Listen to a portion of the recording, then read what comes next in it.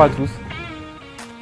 Il y a 10 ans, j'étais le DRH d'une entreprise de 3500 personnes. J'encadrais une équipe d'une trentaine de collaborateurs, que je salue au passage d'ailleurs. J'avais tout. J'avais un beau bureau, un grand bureau, 3 fenêtres, une épaisse moquette. J'avais une belle voiture aussi et une place de parking réservée juste à côté de l'ascenseur.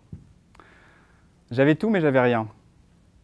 Mon métier avait perdu son sens, sa saveur initiale, ce pourquoi je l'avais choisi. J'étais usé par tous les combats que je pouvais mener. Combats professionnels, se battre pour les territoires, vivre, survivre, se vaincre, combattre, ressusciter, toutes ces luttes politiques, dites politiques. Un combat personnel aussi, puisqu'on est piégé dans son ambition, on veut toujours aller plus haut, on veut toujours plus.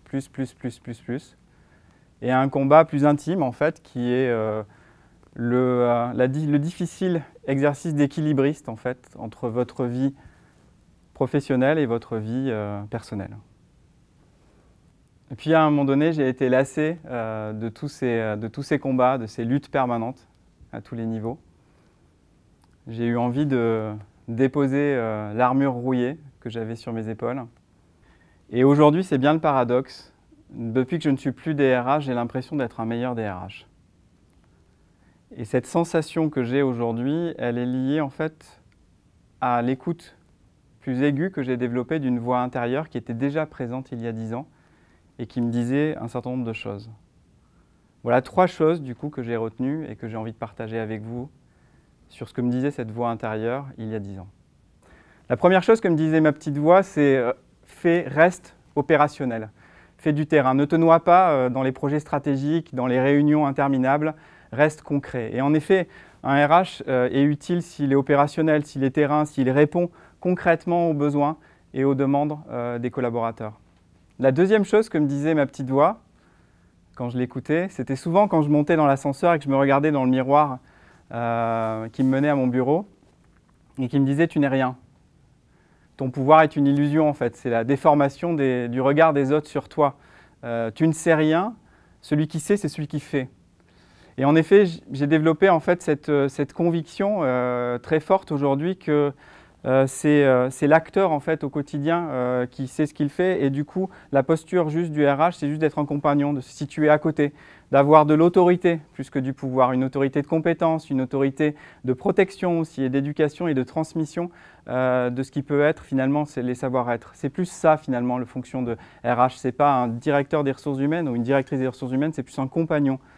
Enfin, la troisième chose que ma petite voix me disait, elle me disait « aime ton entreprise ».